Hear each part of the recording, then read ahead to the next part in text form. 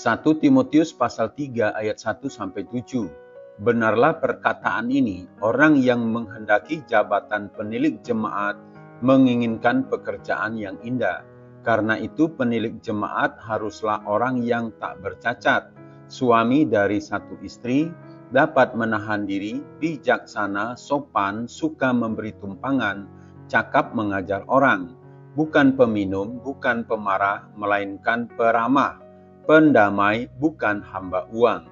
Seorang kepala keluarga yang baik, disegani dan dihormati oleh anak-anaknya.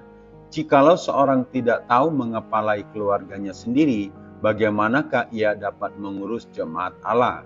Janganlah ia seorang yang baru bertobat, agar jangan ia menjadi sombong dan kena hukuman iblis. Hendaklah ia juga mempunyai nama baik di luar jemaat, agar jangan digugat orang dan jatuh ke dalam jerat iblis. Baca juga 2 Korintus 12. Hati yang congkak bagian kedua. Saudara-saudara, kecongkakan bukanlah dosa yang hanya dimiliki oleh iblis. Rasul Paulus mengeluarkan peringatan ini, bahwa seseorang yang baru bertobat atau orang percaya baru tidak boleh menjadi penatua, agar jangan ia menjadi sombong dan kena hukuman iblis. 1 Timotius 3 ayat 6. Dengan kata lain, seorang yang baru percaya yang secara tidak bijaksana jika diangkat ke posisi yang memiliki tanggung jawab yang besar di gereja, sangat mungkin bisa jatuh ke dalam dosa kecongkakan. Hal ini sangat mempengaruhi kondisi pertumbuhan jemaat.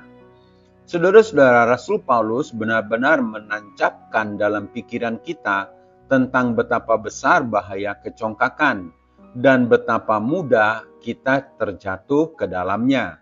Hanya dengan diberi posisi tanggung jawab dan otoritas. Ketika kita tidak siap untuk menerima jabatan penting, sudah cukup untuk menempatkan kita dalam bahaya yang besar. Untuk itu kita perlu menjaga hati, supaya jangan sampai kita didapati sebagai kekejian bagi Tuhan. Amsal 16 ayat 5. Lalu bagaimanakah kita bisa membela diri kita terhadap kecongkakan? Kita harus mengingat peringatan yang diberikan kepada Baruk. Yeremia 45 ayat 5. Masakan engkau mencari hal-hal yang besar bagimu sendiri? Janganlah mencarinya. Ini menuntut pemeriksaan diri dengan komitmen yang berdedikasi tinggi dan penuh kewaspadaan dan penegakan diri dalam keinginan dan hasrat serta ambisi kita. Saudara-saudara, kita harus belajar untuk menyadari motivasi kita dan mengendalikan pikiran kita sehingga menawan segala pikiran dan menaklukkannya kepada Kristus. 2 Korintus 10 ayat 5. Demikian juga dorongan untuk memberontak harus segera dipadamkan oleh kesabaran dan ketundukan yang disengaja kepada kehendak Allah. Yang terakhir, marilah kita mengingat bahwa dalam pergumulan besar melawan kecongkakan ini, Tuhan sendiri sering berperang bagi kita, meskipun bukan dengan cara seperti yang kita harapkan. Allah sendirilah yang melindungi Rasul Paulus dari kecongkakan dengan membiarkan penderitaannya melalui duri dalam daging, yaitu seorang utusan iblis, untuk mencegahnya meninggikan diri. 2 Korintus 12 ayat 7. Dalam hal ini Allah melindungi Paulus dengan mengizinkan dia menderita.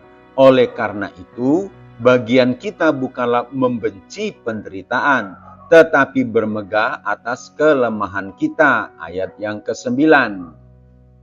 Saudara-saudara, jika kita ingin dipakai oleh Tuhan secara luar biasa dalam pelayanan, kita seharusnya selalu merendahkan diri dan mengandalkan Tuhan.